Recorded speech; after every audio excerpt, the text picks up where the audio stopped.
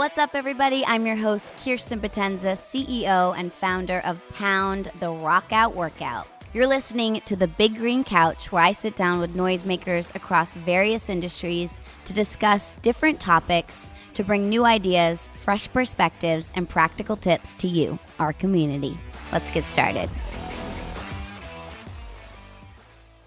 This episode contains stories of pregnancy and miscarriage that some may find triggering or painful.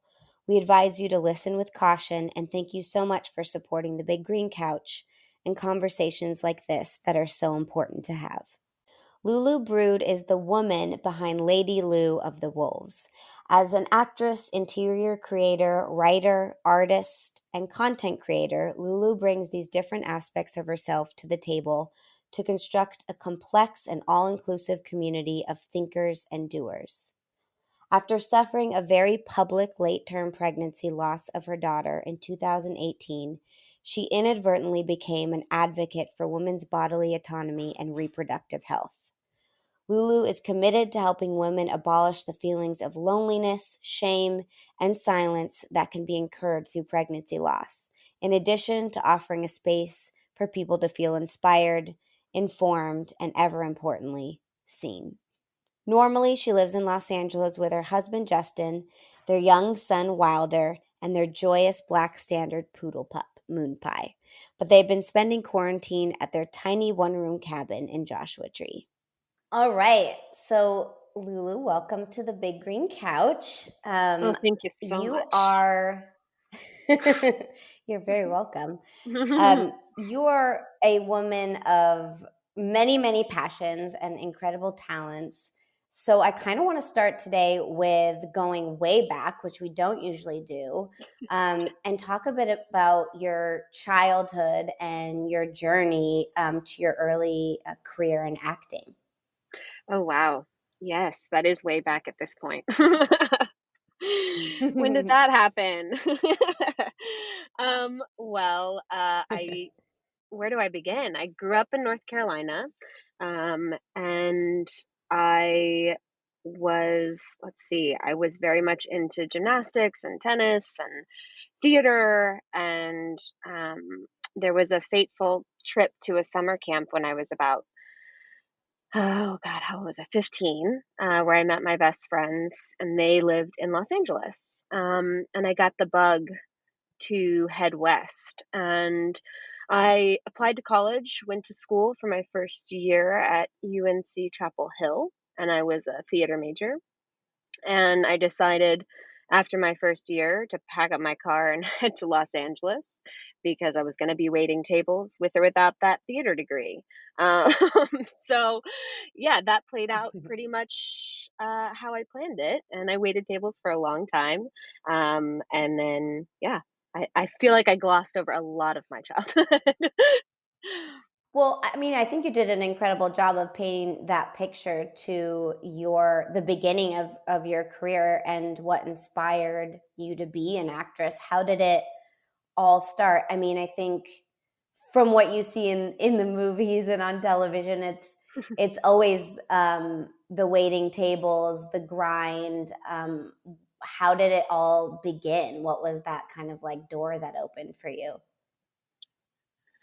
I mean, yeah, I was in service. I moved to LA when I was 19, and it took me a long time to find my first real job as an actress, to get the SAG card and do all the things. And the big break, came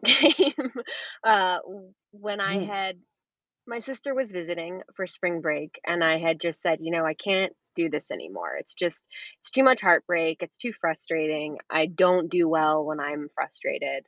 I don't have major connections to the industry. I really came out here blind. And if I'd known, I think how hard it could be, I probably would never have come. So it's a really good thing that I just had that young spirit that's like, this is going to work out. It's going to be great. So I had just thrown up my hands and said, I'm done. And I was like, well, I got this one last audition, so I'm just going to go. And I think finally, because I had just the pressure taken off of myself, It was my first big show that I booked, and it was not a huge part. It was a co-star on a show called Ray Donovan, and I had to have a Boston accent, so it was very specific. And then I got it, and that was kind of the first thing because so many, you know, it's such a catch-22. You can't get work until you have work, and it's so hard to get that first ball really rolling. And from there, I booked a couple episodes. Well, both of these things actually started out as a co-star one time, one episode, and they both kind of grew from there. So, that saying of there are no small parts, it's really true. I went back I went to Pretty Little Liars after that, and that one episode became, I think at the end of the day, there were 9. They just kind of kept bringing me back. Um, and with Ray Donovan, I let's see, how many years was that? It was maybe 2 years after my original appearance on the show. They brought me back and I got to go to New York and shoot because they'd moved the entire show to New York, which was such a gift. At the time I was pregnant with my daughter, and I remember we got the email from production and they were like, "Yeah, we're bringing you back. Do you want to make sure you hold these dates?" And my team and I were like, "Okay, we're not going to tell them that you're pregnant yet. Let's just hold. We don't want to give them any excuse to cancel that that part." And they were quiet for a few weeks, and then they were like, "Yeah, everything is good. Here's the deal. You have a sex scene." So, so then my team and I were like, "All right, well, I think we have to tell them now that I'm 7 months pregnant." Um, and they were really incredible. Actually, David Hollander, the show creator, called me, and he was really emphatic about wanting to show women in their bodies and in their power and in their motherhood engaging in sexual activity, because let's be honest, I you're love not dead, you still do it. So it was really terrifying. It was it. my first sex scene, and I was like, "All right, girl, let's let's go. Your boobs are never going to look this good again, so let's get to it." But it was really incredible. I was really grateful to have that opportunity and to feel like, oftentimes in this industry, you become a mother or you get older and you're seen as less valuable. And I felt like it was such a testament to David valuing um, women beyond just the Yeah. youthful young body parts. So it was wonderful. And I got to go to New York by myself when I was pregnant, which was so fun. I really am missing New York these days. It's so funny when you were mentioning that. I thought of this. I think it's like a cartoon or a drawing where the guy is shoveling looking for diamonds and you can see behind the wall. And if he had just hit one more time, he would have broken through to the other side and found what he was originally looking for. And the Mm, other depiction of that drawing is a guy walking away, and I feel like you hear that story so often where it's either this was my last hurrah, this was my last, attempt to either try out for something, try out for a job, begin a new project, etc. And it's always aligned with that release of, it's not that you stopped caring, but that it's you release the pressure associated mhm. with it, and then all of a sudden you get your first big break. I always think about that picture when I I think like that. about anything that's difficult. Yeah, I'll have to find it. I feel like it was like a New York Times cartoon or something. But I think that's so important for people to hear because I think in probably because we live in Los Angeles, you hear that story so often with acting, and it is so competitive, and there are so many people trying to do the same thing as you are, and it can, I imagine, feel so discouraging. And I love the stories of people who just held out and found their break because they never gave up or they found a new way to approach it. So I think that's amazing. First of all, I love Ray Donovan. That show is so amazing. I don't usually get caught like watching more than one episode of TV, and I think I got caught with that one. Um, so towards that episode and kind of transitioning, and this is in your bio, talk to me about the last few years and how you inadvertently became an advocate for women's bodily autonomy and reproductive health. Yeah, so shortly after I came home from shooting, I remember I was walking around, walked around New York City one day, and I think I walked like 14 miles, and my daughter was just kicking the whole time. It was like one of the first, not the first, but like a real time where I was like, oh wow, she's really moving. That's amazing.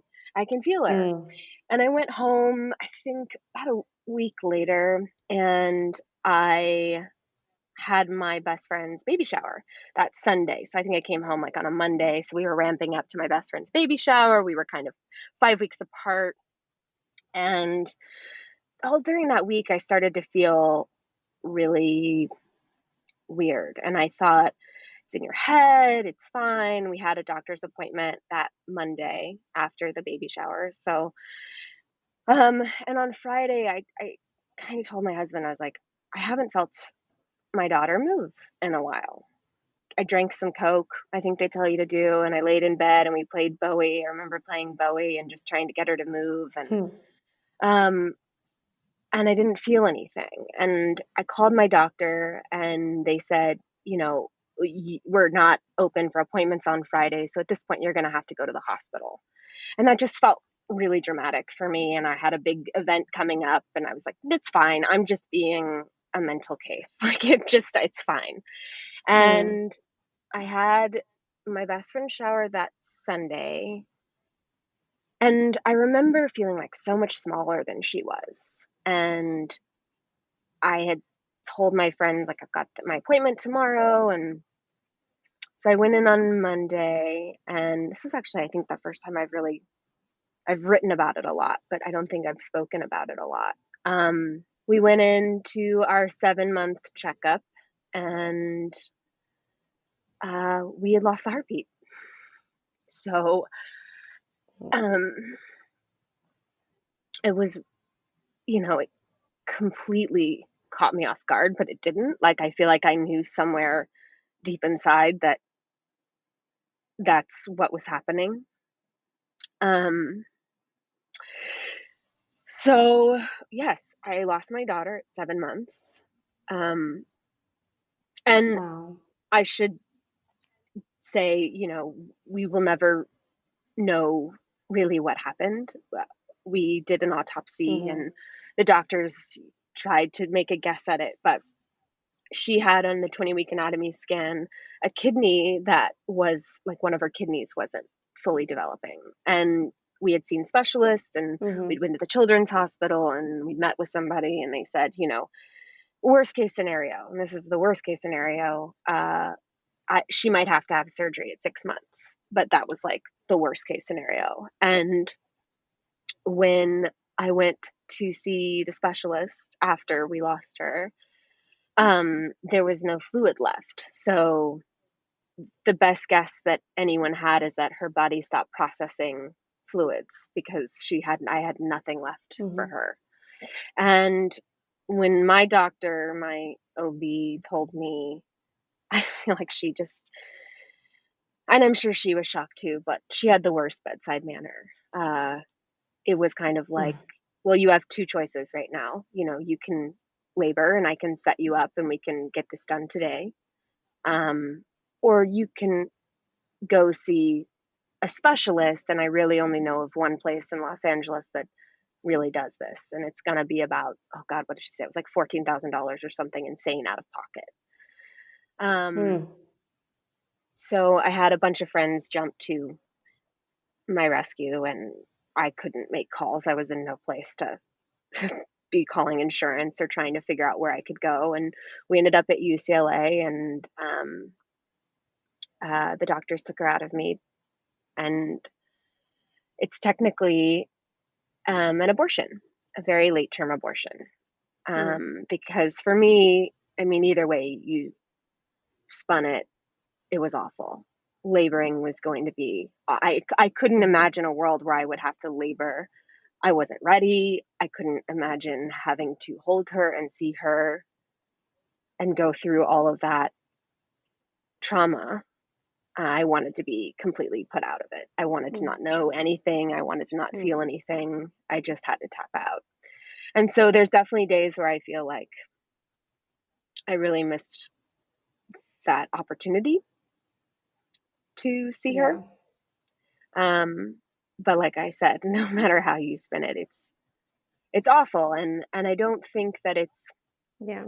something that's so widely discussed, because I'll tell you, when I became public about it, because I had this I had these two options, right? It was like disappear forever off of social media because everybody knew I was pregnant, or be upfront and confront what had happened and share in the loss of people and be vulnerable. And I chose that route, and it was like this curtain got lifted off of all of these women who were there waiting in the shadows, who have also been through the same thing. And it's such an underdiscussed topic, I feel, but I think it's becoming more so. Um, that whole thing about don't tell anybody you're pregnant till you're at least, what is it, 12 weeks along, because if you lose the child, then, you don't want to have to tell everybody. But in doing that to women, you're asking them to be silent in their pain and in their loss. And I just Yeah. don't, I think everybody has to do what they need to do. But for me, that wasn't something I wanted to do again. Um, that's a lot. So I'm sure just kind of went through it. Yeah, no, I mean, first of all, I want to thank you because that's just such a difficult thing to go through, and also to write about and to speak about and to relive. And I know that you've had to, because you know it's important, and you know that so many women have gone through similar scenarios and felt so alone, and just speaking about it makes so many women around the world feel less alone.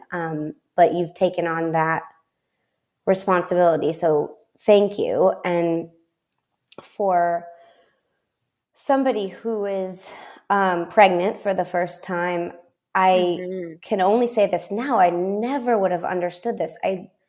I couldn't have come close to understanding this.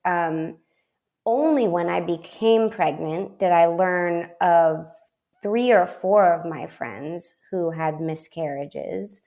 Only when I became pregnant did I learn of similar scenarios to yours. And that was only because I had friends who were willing to talk about it. And the fear that you carry when you become a mother on a daily basis is such a, I don't want to say a burden. It's heavy. And when you have to go Hmm. through that alone, and you can't speak to your fears. I had another friend who came out and was very public about losing her child as well. It's so important, and it's a place that we as women deserve to be in. But it's incredibly difficult. So I can't thank you enough for being strong, and brave enough to share your story with me, and your tribe, your community. Um, it's incredible. And speaking of your community, I've read a couple of articles about, and it brought tears to my eyes, just how they stepped up for you. Not only your close friends, but the community that you've built online through your blog. Um, I mean, what are we without our tribe? And maybe speak to how you built that tribe, because I have followed you for a while, and you have such incredible people around you, which is a difficult thing to do. I have found, and it takes time. I'd love to hear more about that, and I know they provided such incredible help and support when you were going through that. Yeah, it was truly, I mean, truly a gift. I don't know how I don't know how I would have gotten through without that. You know, we packed up our stuff basically the afternoon that we found out, and we went over to my best friend's house, and over the next, I think it was 5 days, we stayed at their house. uh, all of our friends went over and scrubbed our house and cleaned our house, and I think the most difficult part was to break down the nursery. You know, Mm, we had our nursery all set up, so they came mm, in and kind of reset the space and made it so that we didn't have to carry that burden alone. And they set up, I mean, it was so it's so a lesson in accepting help, because my initial instinct was, no, please don't go in my house. It is such a mess right now. It is not in a place where mhm, anybody should be seeing it. It's embarrassing.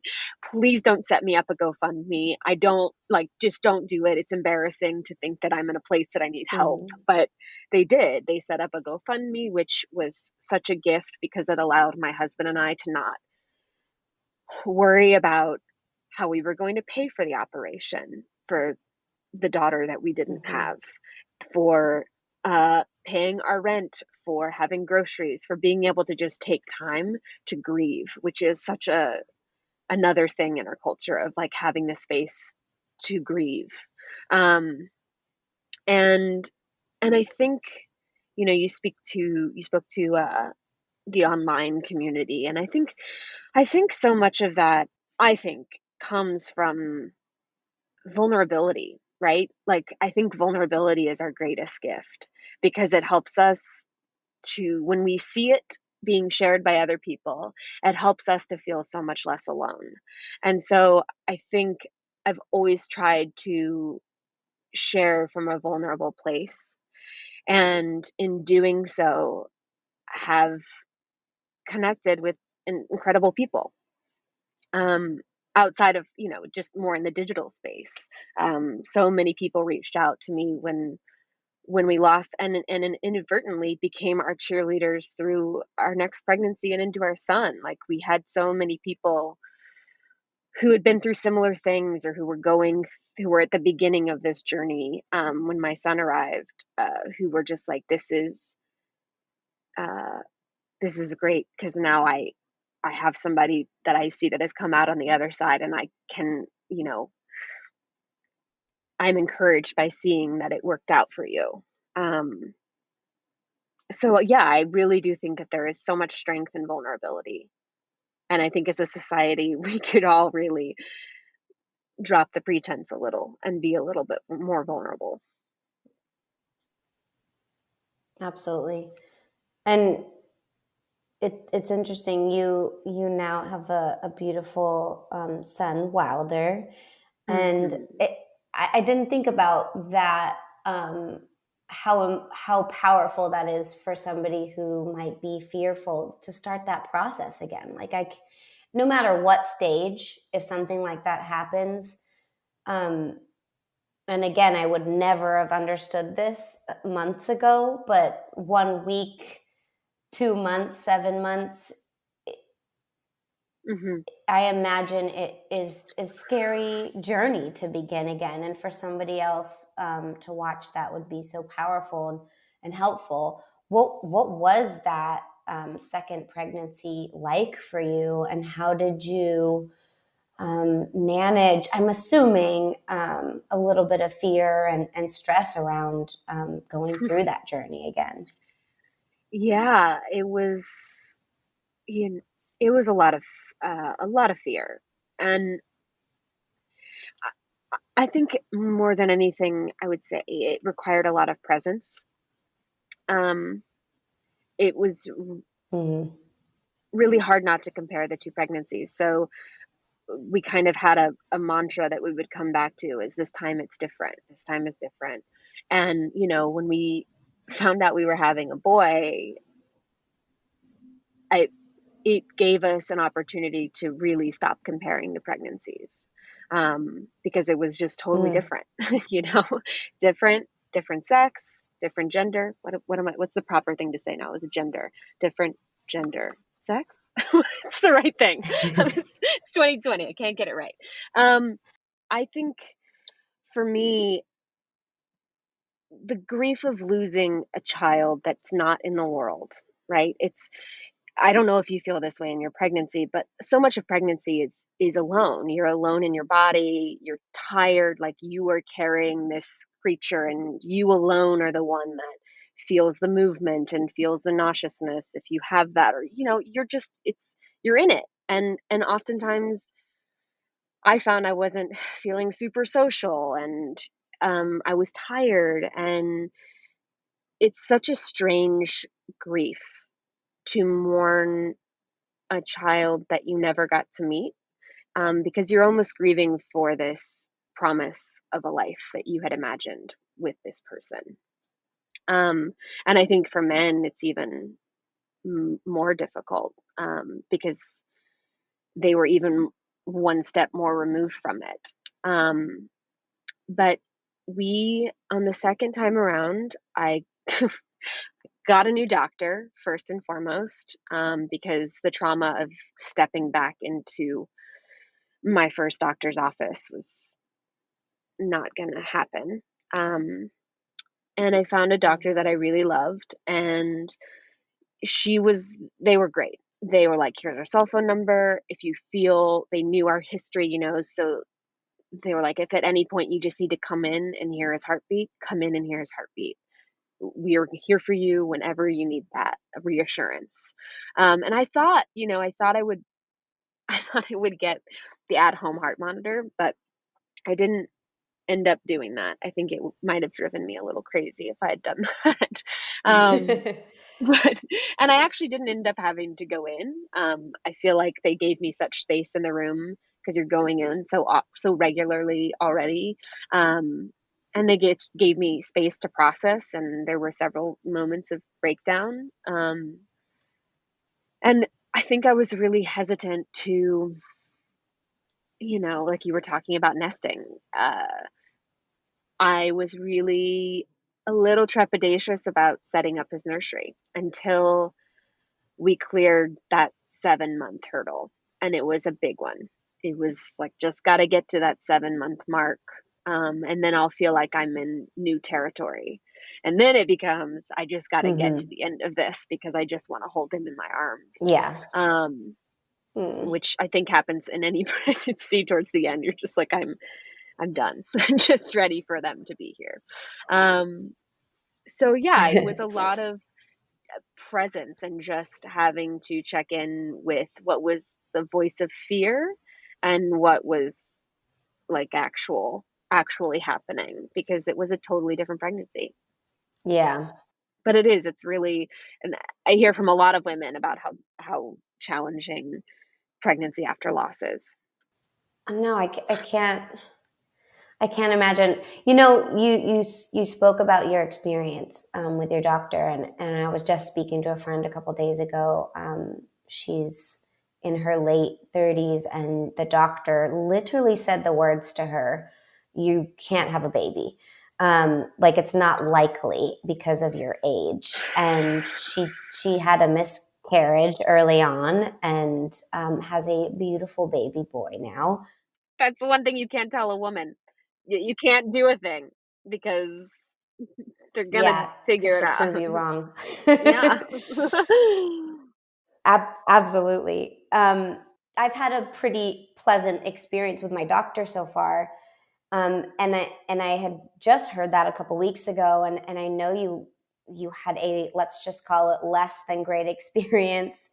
Can you expand on where you believe, at least the U.S. healthcare systems have kind of failed us, and what we can do to bring attention to these issues aside from talking about them? Because I'm not going to lie to you, hearing those words and hearing your experience, it wouldn't cross my mind that somebody would be so insensitive or say certain things to anybody really, and so it obviously exists. How do we bring more attention to it, and what did you find when going through the process, and how do we fix it?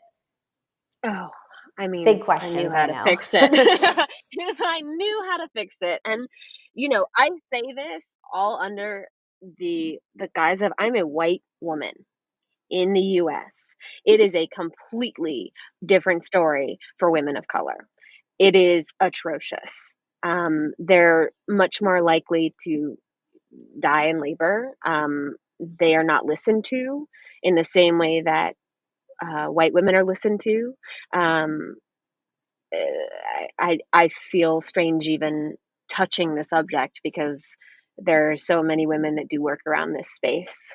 I think remembering first and foremost, doctors who are listening, that the people you're speaking to are people. They have a history and they have hearts and they have hopes and dreams, and you cannot treat them just like a number that walks through your door. Um, and Mhm. I mean, I just remembered when talking to you about this that my doctor had the audacity to tell me that I could probably wait 2 weeks to decide what to do with my daughter. And at that point, because I had no fluid, I could feel her when I was sleeping moving from side to side with me. And I was like, "What are you talking about? Like, what are you saying? 2 weeks? No." And I will say, because my daughter, I think it's at 20 weeks. If you lose a child at that point, they have to get a death certificate. And on my daughter's death certificate, it says termination was her cause of death. So What? not only do we put women through this system, but then we pile shame on top of their grief. Because Yeah. it's a terminology, it's a medical terminology, a termination. But because of the way that I chose to pass my daughter, it will always say that on her death certificate, which is just like, Wow. why? And I have no problem with abortion. I think if I have been very outspoken about it being a woman's right to choose. Um, but for me, I just thought like, you're trying to shame me right now in this system. Talk to me about you changed doctors after that, and with your second pregnancy, what did they do right? What made it different? Well, we chose our doctor. Everything. Um, and we just yeah, everything. They treated me like a human. Yeah. Um, I Yeah. like I said, I could text my physician assistant whenever I needed to, and she would get right back to me.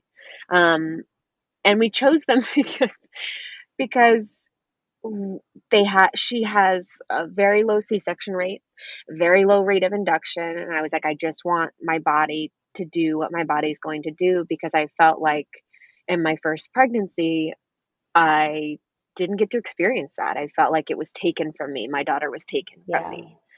And Hmm. this time I really wanted to, be present with whatever was coming up. And it's really funny. So we went in for one of our final appointments, um, and I was at the end of my pregnancy. I was very tired. I was just like, let's get the show on the road, buddy. And we went into the doctor. I was like, can you just check me? She's like, sure. And she's like, yeah, you're really not dilated, but you look really pregnant. I was like, yeah, I'm very pregnant. She's like, I want you to come back and see me. I think she said 2 days later. So that was Wednesday, then this Friday. Yeah. So on Friday, we went back in. She goes, yeah, I don't know, man. You look like a woman in labor. And she's like, you're not really, you've dilated a little bit more, but I think you need to come in tonight. I want to induce you. And my husband and I were like, what? what are you saying to us right now? That's just not why we chose you. We're like, we need to go get some tacos. We're going to talk about this and we'll get back to you. Okay. She was like, all right. So we talked about it. It's the right thing to And do. I know we can't make any decisions without tacos. And we decided that we had to listen to her because obviously there was a reason that she Yeah. was having this instinct. And we checked in the hospital Friday night, and it was just like so not the labor I thought I would have. But I think that's, it's a birth plan, right? It's your birth plan. Yeah. And then your baby has another plan, and you have Yep. to allow space for whatever that way is. And I just wanted him here. So whatever way he needed to come in, he needed to do it. Mm, So they, yeah. oh God, they did Cervidil to try to get um, things a moving. Like 30 minutes after they put it in, several nurses came running in and they were like, "Hey, did you feel that?" And they had me on all the machines. They were like, "You're having contractions that are off the charts. And you're talking. How are you talking through them?" I'm like, I mean, I feel like I've been feeling for days. What are you talking about?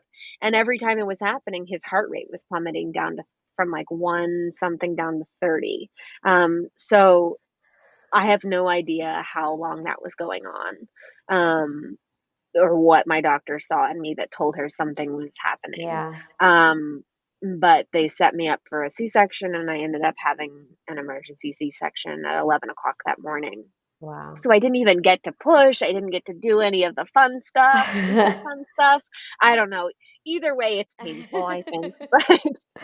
But I did kind of feel sad that I didn't get to have that, that experience that I'd wanted. But he was perfect and healthy, and we got him out of there. Yeah. Oh my gosh, I just got like full body chills. Is this okay to be talking to you about? Is this setting you up for fear? I think it's incredible. I mean, that's why we started the Big Green Couch. I know we're a fitness company, but this is something that is, I personally know so many people in our community who have struggled in one way or another Hmm. with issues similar to this. And I think it's so important to talk about. And I know it's going to be a very emotional episode. It certainly has been for myself. But it feels good to talk to somebody. And it's so weird to say. I felt bad saying that it feels like a lonely experience. Mm. But I've said to so many of my friends just recently when we got the word that we were going into July, Hmm. like nobody's seen my belly and I've seen my Oh. mom once and I haven't been able to like experience it with anybody. And so it feels extra lonely. And so talking to you is, at least for me, really, really amazing. And I know there's so many people who are um, finding out that they're pregnant in quarantine, going through pregnancy, unfortunately going through labor alone. Ugh. Um, like, if you have any advice for anybody in that process, please, I imagine many people want to hear it. I mean, I think that you guys are warriors right now. And it's such a strange time when I saw, I think it was in New York, right, where they weren't allowing even your partner in the room, Yeah. which is just like, what? I cannot imagine not being able to have my doula or my husband there when things went sideways to be like, it's all right, we're gonna get through this. You're asking so much of women who are in such a compromised position already, Uh, I think, I mean, I really do think you guys are warriors. I think doing your best to set up, all the Zoom FaceTimes and reaching out and not being afraid to say, I'm not okay. I think it's okay to not be okay. And when you get through this, it will be very obvious that you can really do anything. I I wish I had more things to say. It's difficult. It's such uncharted territory, right? Which I think parenting in time of quarantine is another big topic of discussion. I cannot, for parents who have toddlers through like teenagers, I just like, I send you all of my everything, because it is a lot. It is a lot to, in the matter of hours, become not just a parent but a teacher, to structure a day that shifts your child's emotions and thoughts, and to be there emotionally for your children who all of a sudden can't be around their friends and can't really understand it, and their family and their loved ones. I, I just can't imagine, and I totally give it up to parents around the world, single parents around the world. Like, I don't know how people are doing it, and I'm grateful that people are just stepping up, and I can't imagine. And I know that you've Seriously. been um, going through the same thing, and you guys are in Joshua Tree. Another, we just had Jen Gotch on the Big Green Couch a couple of weeks ago, who also was in Joshua Tree. So Amazing. everybody, all of the listeners are going to think that I only interview people from Joshua Tree, which it could happen.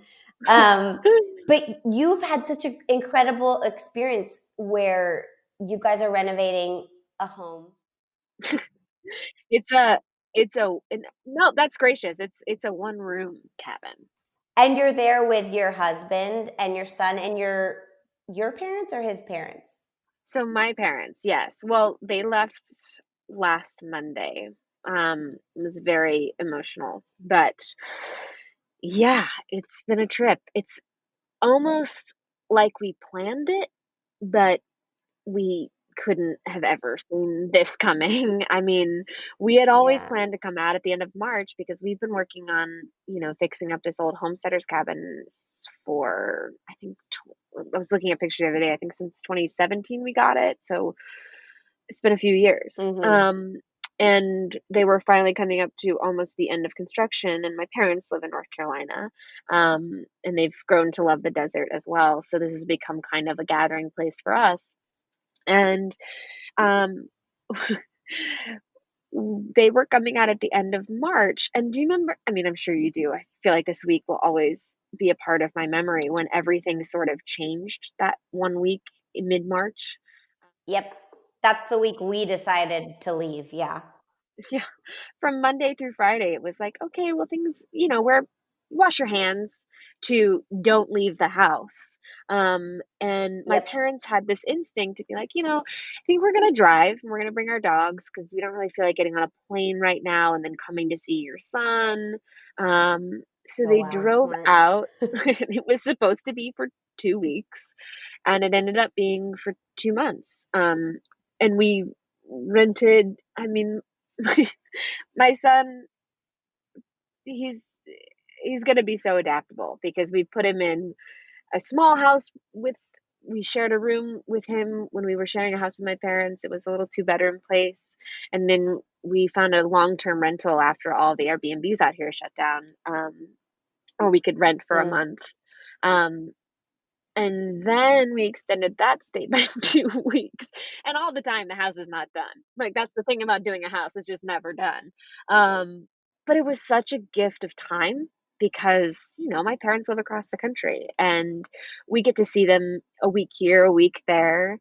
But when we got out here, Wilder was 5 months old, and he was a little loaf that you could just put on a pillow and it would be fine. Now, I mean, they got to be here to see him sit up and start crawling and pull himself up, and now he has 2 teeth, and, we they really got to be here for a lot of that, and I also got to have time with them and extra help with them being here. Um, I miss them a lot. I can't imagine, but what a special, I mean, parents are instinctual like that. What a special time to spend with them. I think that this concept of being in a smaller space, and yes, Joshua Tree is expansive and beautiful, but so many people are, I hate using the word stuck because that is a negative word, but stuck inside their homes.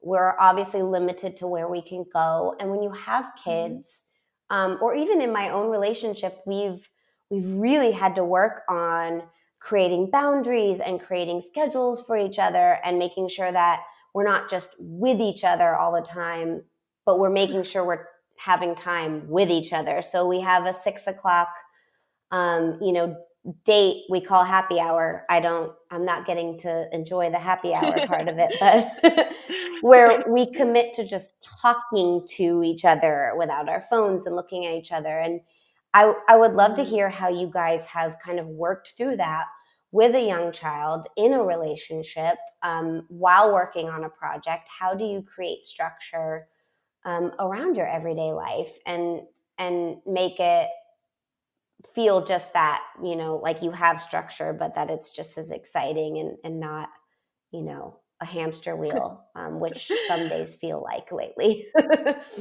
Definitely do. I sleep trained Wilder, when he was 4 months old. So he was sleeping from 7 to 7, which was glorious. I miss those days. And he would nap.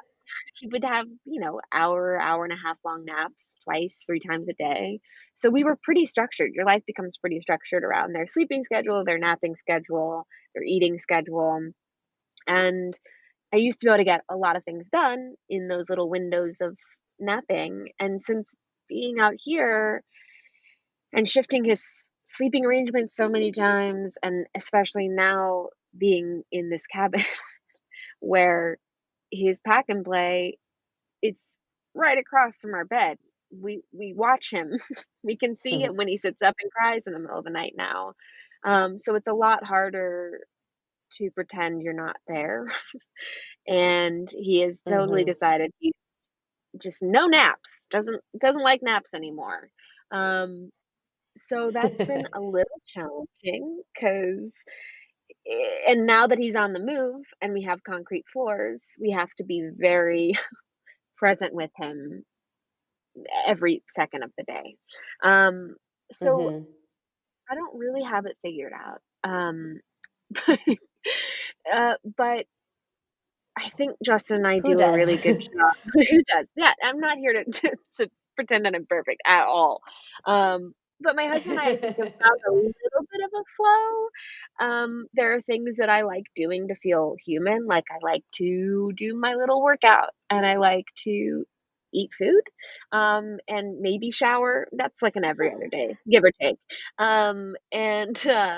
So we kind of try to take a morning shift or take an afternoon shift with him and then have late afternoon into evening together. Um, and then it's been challenging for us, I think, to find our together time. But I think that that's also having kids. Um, so we try to Yeah. sit by the fire at night, and just kind of decompress from the day once he's gone to sleep. It's bizarre because I had paid family leave from the state of California, which is amazing. And if you can sign up for it, I highly recommend it because it's there for us to use. Um, and I was able to take disability from having a C section, which is no joke, and take family leave. And so he was born October 5th, and I didn't go back to work until, God, what was it? I think it was January 15th or so, which was such a gift because it was through the holidays and we just got to be home and figuring Mm. this out and taking time. And it's so, I mean, anywhere else, not anywhere else in the world, but there are many places where you can go where women get a year or 6 months or a year and a half, some places, to Yeah. be home with their kids, which is, I'm like, oh, I had 3 months. That was glorious. Thank you so much. Um, and I had really just started going back to work for a couple months when everything hit the pause button. So I feel really grateful that his first, what seems like it's going to be first year of life at this point, we will have been just so present with him. It's such a gift. I mean, in what Yeah. world? And I was talking to my husband about it the other night. It's going to be really weird if we have another kid because I feel like no matter what we do, they're not going to be getting the same amount of attention as Wilder has had with us, this time. I've had the same exact thoughts. Everybody who knows me, there is no chance that I would be moving this slow and not be on the road and not be traveling and not be all over the place. I've often had that thought. I was like, if I have another pregnancy, like, how will I function? Like, it's such a blessing to be able to just, yeah, be more present. I feel like I've felt everything and I've experienced everything. And it's so funny. You brought something up that I've noticed it with parenting. I've noticed it with so many, entrepreneurs that I follow. This sense of busy culture or perfection or being, the best mom, or it's almost, um, for the lack of a better word, it looks silly on people these days. What Hmm. We have nothing to prove. We all get to sink into this pause portion of our lives, and seeing people who are absorbing that and just being authentic in it are truly inspiring. And it's almost like we don't have anything to hide behind anymore when it comes to social media and people's perception of us. Hmm. And I think, or I hope that, parents around the world feel that sense of, weight being lifted, and people who maybe have just moved way too quickly through life are forced into feeling something completely different. And I think that's truly the silver lining with all of this. Hmm. But it's also, I will never say that it's easy, especially parenting in this way. No, I mean, being with yourself is not easy. No, You tied it up no. real nice. I mean, I feel, yeah, it's never easy to sit with yourself, and I'm like you. I'm a busy person.